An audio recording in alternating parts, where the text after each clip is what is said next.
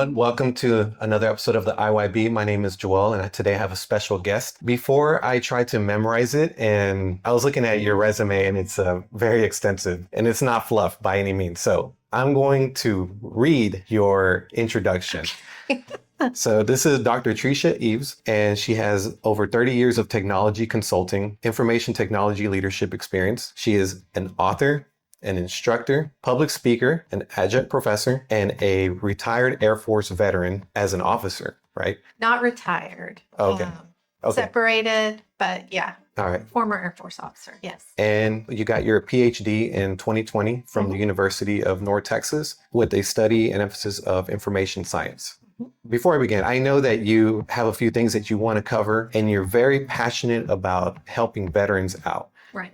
And before I get into that, I wanted to ask you personally, what is your driver for that? Because a lot of people who get out, they're so busy trying to just focus on their own life, but you've dedicated some time to helping veterans who are in that transition phase. Can you tell me a little bit about that? Absolutely. So when I separated from the Air Force, I was actually stationed over in Germany, and I'm a military brat. So though my parents could teach me how to build a business network or any of that. And so when I was coming back from Germany, I had a young family, and I was terrified to find a new job. And lucky for me, a group found me called Lucas Group, which solely focuses on junior officers separating from the military. That's their focus of their business. And so I got connected with them, and that's where my first job came from. And I actually did not have a single day of unemployment between my Air Force service and starting my first civilian job. Wow, that's very lucky. Yes. Well, comparatively, right? Because there's a lot of people that get out and they're lost, which is kind of the next main point is now that's something that you're emphasizing on. So you took your experience of how you were fortunate to find someone, and now you're trying to be that someone for somebody else. Exactly, because it was terrifying to think about continuing to support my family when, I didn't have a job and didn't really know anything about the Dallas-Fort Worth area. Even more scary was I had come back 6 months earlier. They gave me some permissive TDY to do some job hunting before I actually separated. And so I came back and I had an interview at Enron because I have some dear friends who worked at Enron, and they got me an interview there. All day I got whipped around by the smartest men in the room.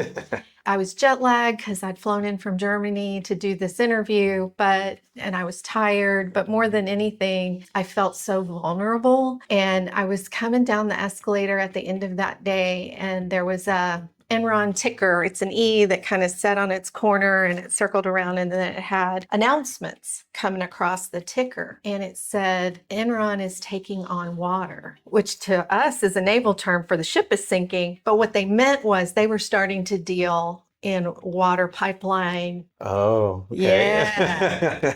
But to me, that was like the hand of God going, you will not work here.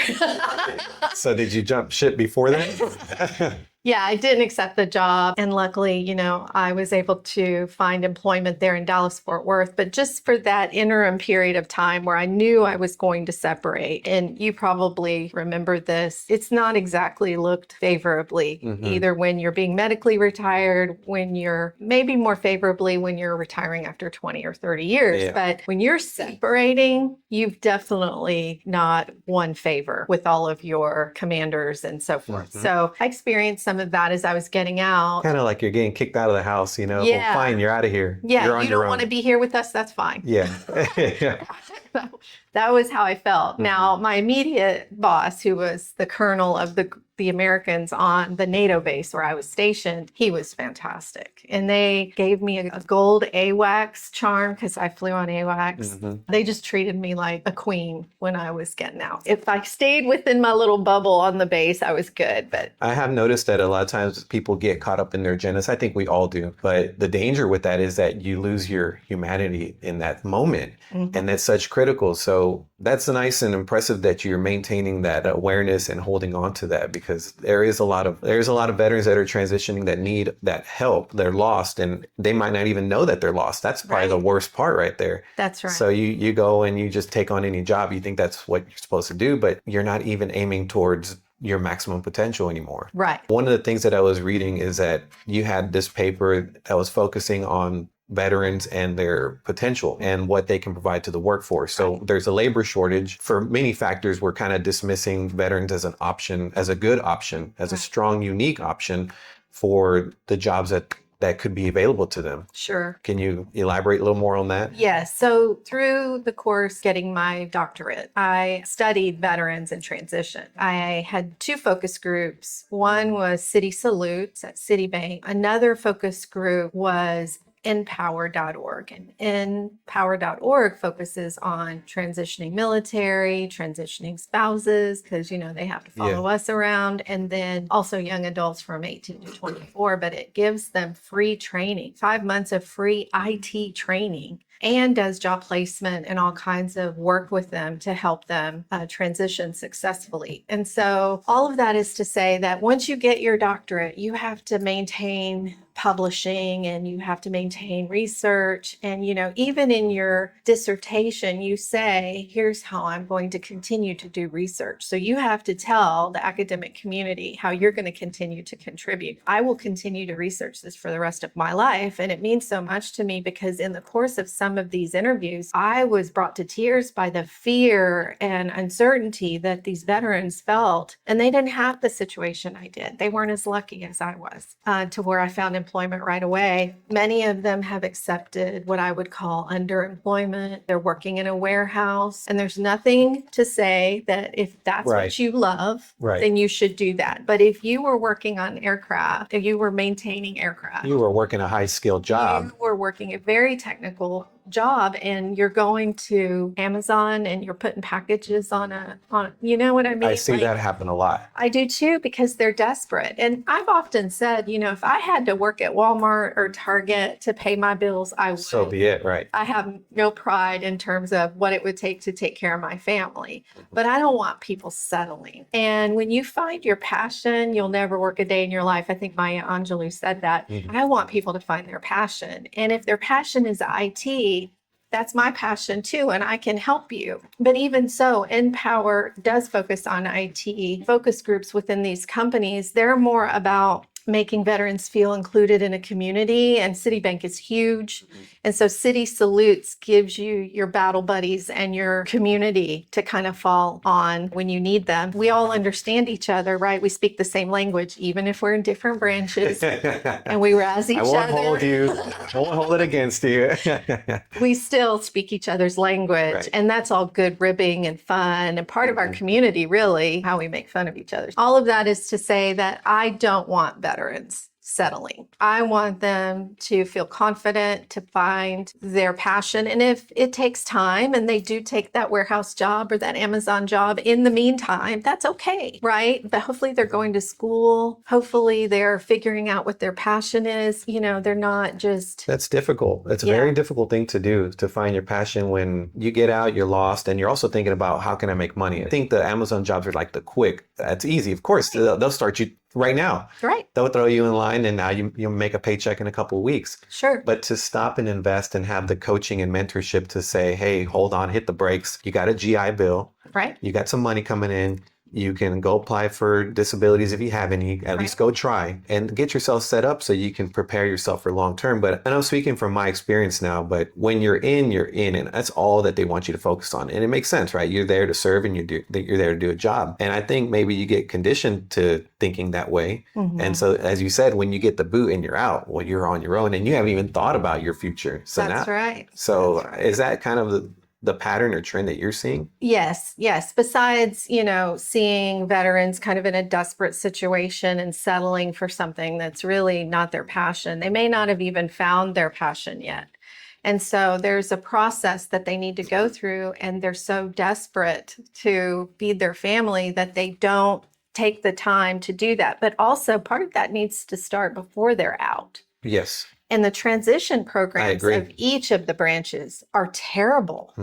And let's face it, they're either contracts awarded to the lowest bidder, or they're people who went straight from military service into doing that program. And so they never had to struggle to find a job. They don't know what it's like when you're getting out in the world. And with all of that in mind, part of my research is about backing up 6 months to when people have decided they're getting out, but they're 6 months back from that transition. And what can we teach them? How can we improve these transition programs to where people aren't scared and don't feel desperate to take a job that they don't want? Yes. So that's part of my research too, is and you know what's hard is once you're out, even though I do have an ID card because my husband's a retired Marine, you're still a salesperson after you get out. And it's hard to get on the bases and get with the people and have good conversations about this stuff because you're just considered an outsider Right. now.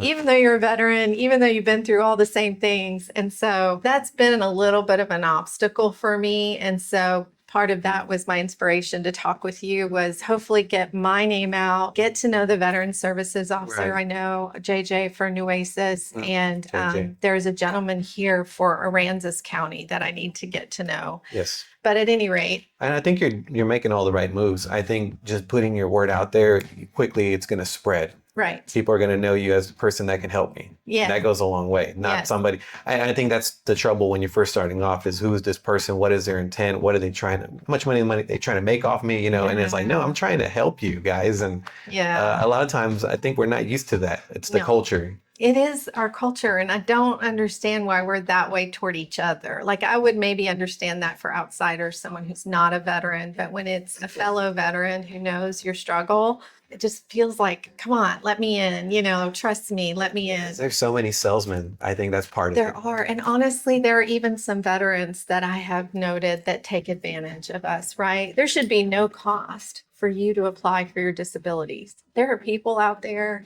even Yes. veterans who I've interviewed as part of my research, who will charge you money to help you through your disability application process. And it's like, The greed is real. yeah, it's unfortunate yeah. because I feel like that's taking advantage of our brethren, It our is. comrades in arms. And I think that there's plenty to make around. There's Yes. plenty of food. It's what I was talking to a coach of mine earlier is a scarcity mindset. Yes. It's very strong. It's Yes. if I give away my information, you might now be my competitor, and it's never worked that way. I've proven it so many times that anytime I've reached out to anybody and they thought that they could steal my idea, one, they can't. It's not even a thing that they can actually do. And if they're going to do it better, they're going to do it better anyways. Right. But by sharing information, you have so much to gain. Yes. There's more to receive by giving. Yes. And it's a really weird Dynamic. thing. Yeah. I know, which is probably why you do this, is because you are getting just as much as And I'm not trying to receive, No. but you can't help it. yes, I'm at that point now where, as I said earlier, like I'm well off. Maybe I'm not the richest guy, but I'm well off enough. I have my family, I have my health, I have a decent paycheck. Like, I'm good. Yeah. So what more greed do I need? Like Exactly. I don't. No. I wanted to talk about your business, Variant Yes. LLC. Variant Enterprises. Enterprises LLC. Is it focused on project management, providing that service, and with the tie of information technology? Also, IT architecture, IT business process improvement. I mean, there's many focuses, and I'm a small business, so I'm just getting started here in Rockport.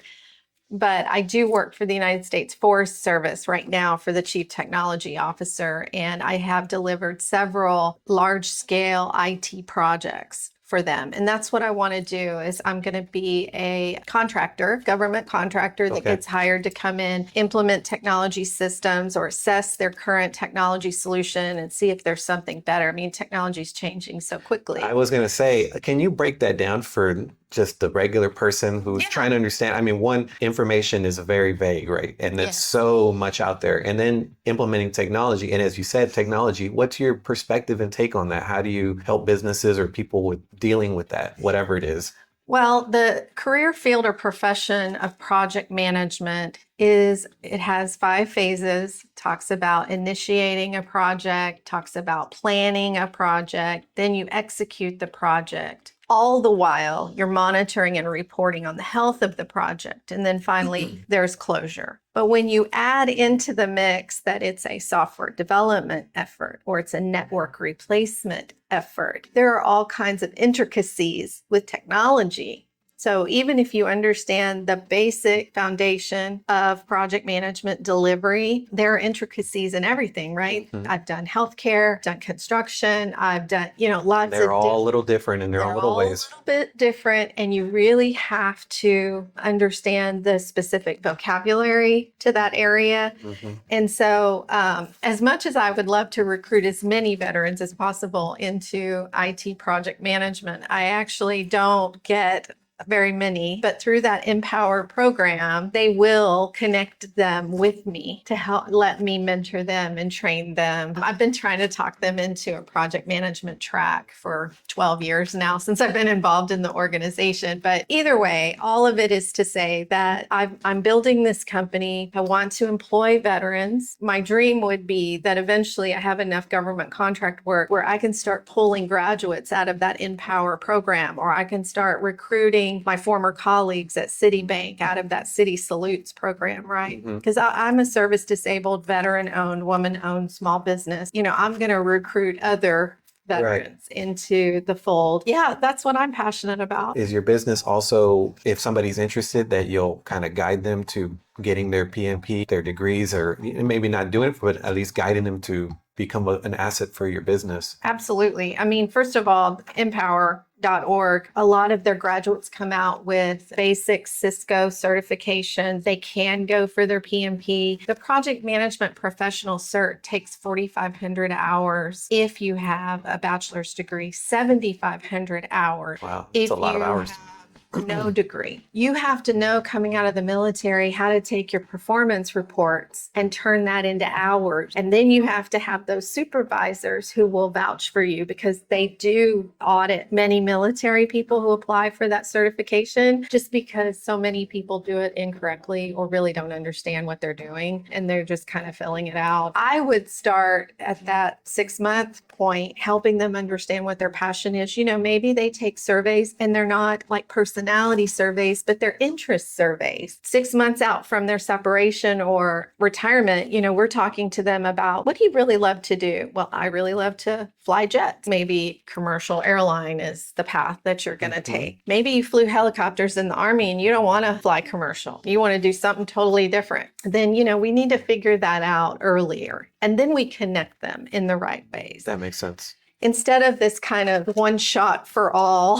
So root cause for you, if you can get to them 6 months before they get out, at minimum, Right. they will be significantly better off by the time that they'll be ready. They'll already have a whole path, everything they need to do. Exactly. And that includes those certifications. And for instance, if they have a degree and they can show in their performance report how they've got that 4,500 hours, they can apply. They can do a boot camp, learn the stuff the way Project Management Institute wants them to learn it. And then they have that foundation. There's also a CAPM, which is a certified associate project manager. You have a lesser number of hours that you have to do that. Maybe that's how they start. They work and they earn and they get their 4,500 or 7,500 hours, and then they get their PMP. Maybe they have the associates, and that's okay. And it just puts them on a path where they can see, okay, I've met this step and I'm meeting this step. And I also want to say something about, I know the military is doing the best they can with their transition program.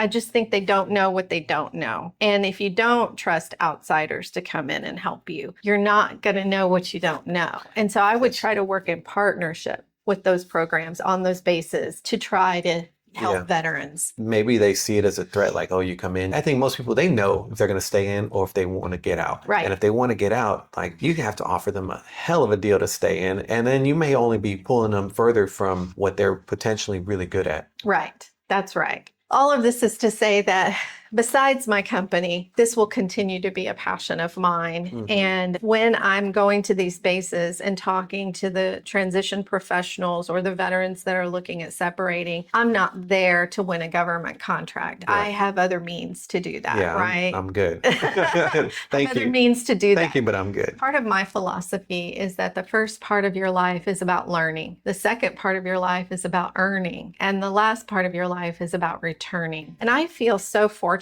I was military brat. I knew early on the only way I was going to college was through a scholarship. I earned a complete 4-year Air Force ROTC scholarship to Baylor. Immediately when I graduated that same day, I got sworn in as a second lieutenant and shipped off to Tinker Air Force Base, where I learned to be an AWACS surveillance software programmer. That's what I did. And then after I had done that for 3 years, I got shipped off to NATO to help them do quality assurance for their NATO fleet. I feel very lucky because I just happened to pick computer science in the early 90s to graduate with a degree. And I didn't have to worry about coming out of college and finding a job. I went immediately into my Air Force job. You were in the right field. You weren't And- basket weaving. You were you were in the right. I got lucky. I got really lucky because I had no one advising me. You know what I mean? Then while I was at Tinker, I went to OU and got my master's degree. And then when I got out of the Air Force, we have 4 kids and we found out about the Hazelwood Act. We literally cried. I cried tears of joy. My Marine Corps husband would not admit to crying, but I cried tears of joy because if you think about 4 college educations, it's a crazy, stupid amount of money. Mhm. And there was no way we were going to save enough for these kids. One of them wanted to go to Boston University.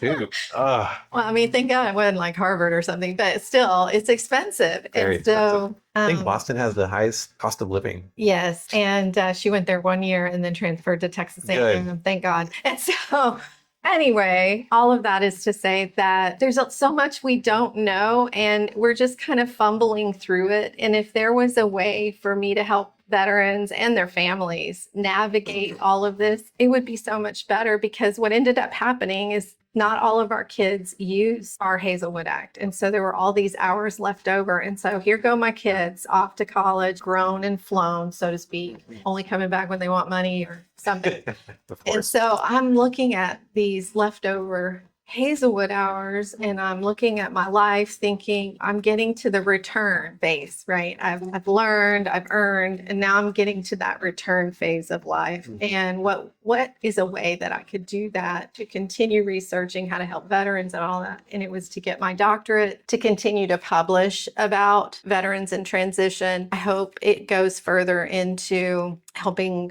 military spouses, helping military brats who don't come from business parents, so they don't know how to advise them Right. and help them. These are some of my continuing efforts for research. And I think that, like you said, like you are in a ways very lucky, Yeah. right? Because you just kind of happen to stumble across this field and most people don't. Right. One of the other things that you mentioned that was really interesting is that you have to learn before you earn. And I see before you can even give back, right? But some people get those first 2 backwards and they're not putting themselves in a learning position. And I think, as corny as it sounds, knowledge is power. It really is, because you don't know any better. Like you said, you don't know what you don't know. And if you don't know that you probably need to study in something that's going to be growing or something that you're passionate in, if you don't know these things, you're going to end up in the wrong place. That's right. And I think we talked about this briefly, and I'm not sure how far we can go into it, but I do feel like this is a factor in why some veterans lead to suicide. Yes, they can't find their purpose. You can't find your purpose. You've done this service and now you feel like people are ungrateful, or you just don't know and you're full of anger now, and it just builds up, I think.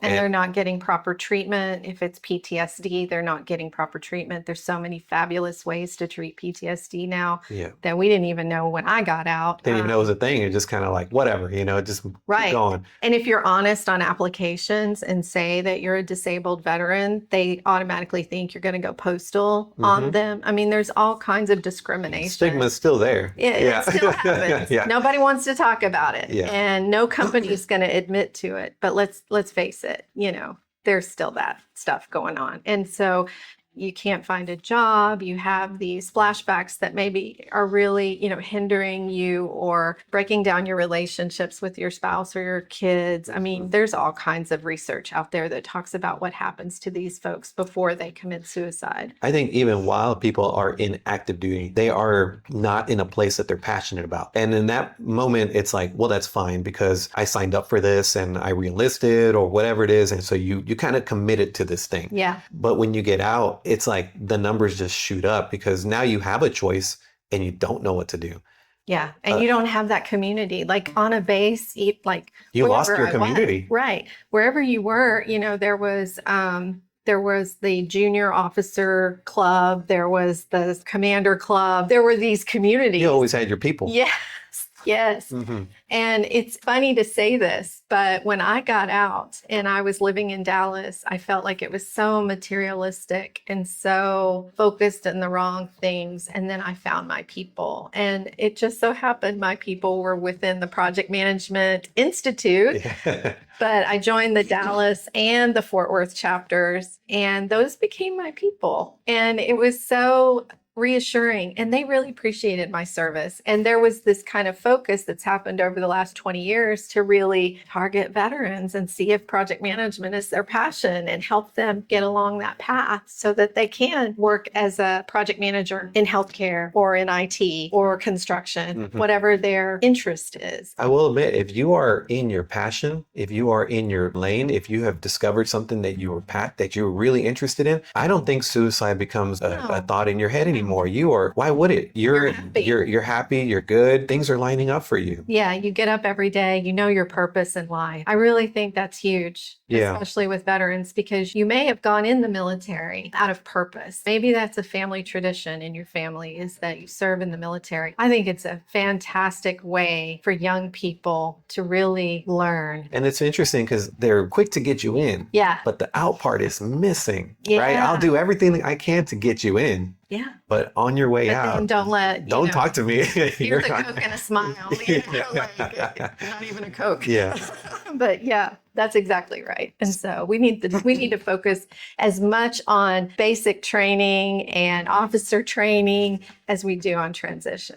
And I think it starts removing that stigma from Yes. veterans. It starts removing We the, need them to get out. yes, Need everybody, not everybody can be a jet pilot. Not everybody can maintain aircraft. right. Not everybody wants to install nukes on aircraft. Yeah. You know, that's just not what everybody wants to do. Not to mention, we don't have enough room in the military slots for that many people. We need that. Fresh blood. Yeah. Mhm. Young people coming in, getting their understanding of life and how they can give back. And maybe that's staying in the military. Maybe it's not. 20 years of service is very demanding. I mean, Yeah. just 4 alone is And on your already, family. oh, major. The deployments. I mean, I don't know how the Marine Corps is, but in the Air Force, you know, you had to deploy away from your family at Oh, some yeah. point for a whole year. And you have no say on where you're going. No. I mean, I had a little bit of say. You can apply for certain bases and certain slots, but there's no guarantee you're going to get them, right? It's just hard life. Yes, You know, it it's is. a hard life on your family. It's a hard life on you. I'll just tell you a story that's just the saddest thing. And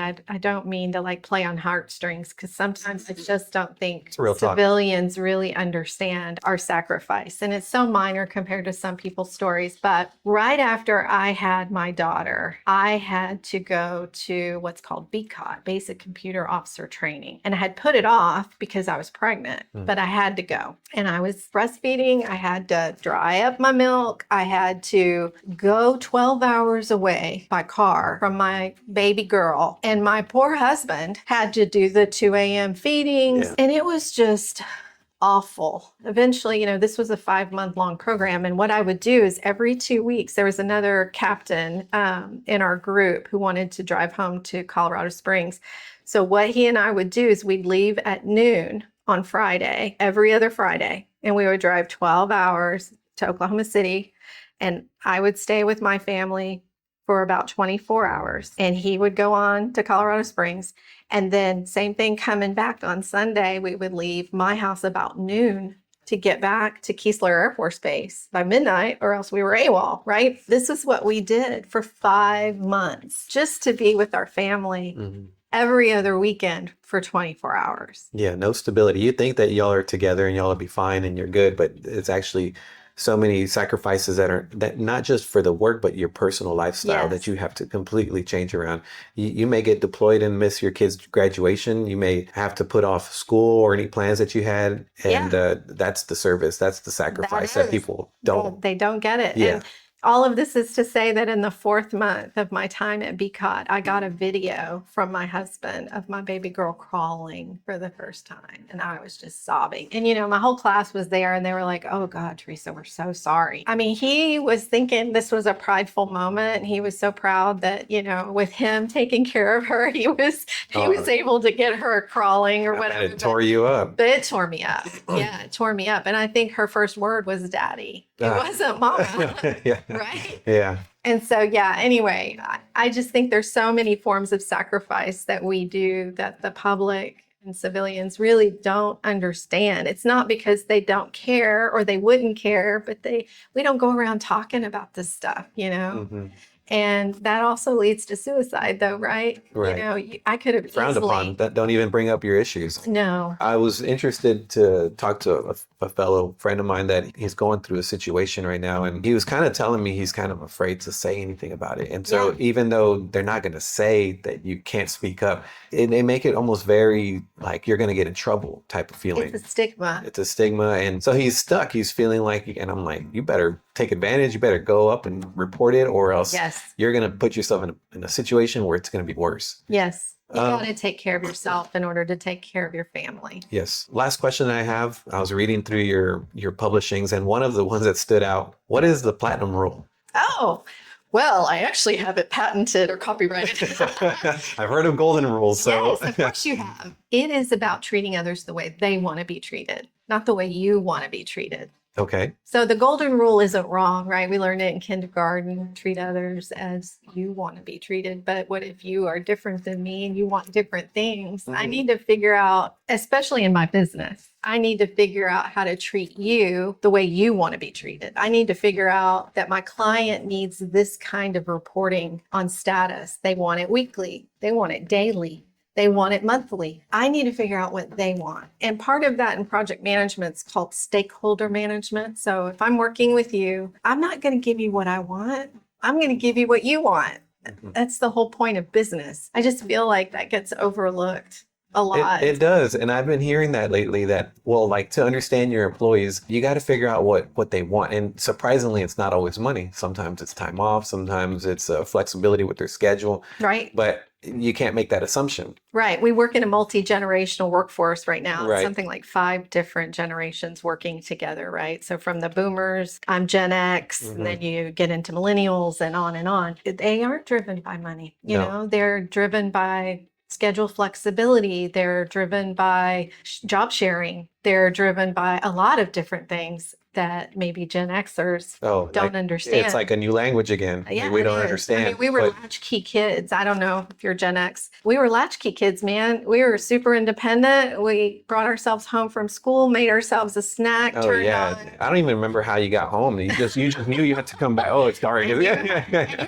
Key on the little chain around your neck, you know, and that's how you let yourself in. But it's really different working with each generation. You really need to learn each generation and how to motivate them and what inspires them. Yes. So yeah, that's the platinum rule. Got it. Thanks for asking. I just thought I was like, that stood out really well. I was like, that's awesome. Well, Dr. Eaves, it's been a pleasure. Thank you very much. If you guys have any questions, any follow-ups, I'll put the descriptions and all the links information below so you can click and follow up with more information if you like. Dr. Eaves, pleasure. Thank you.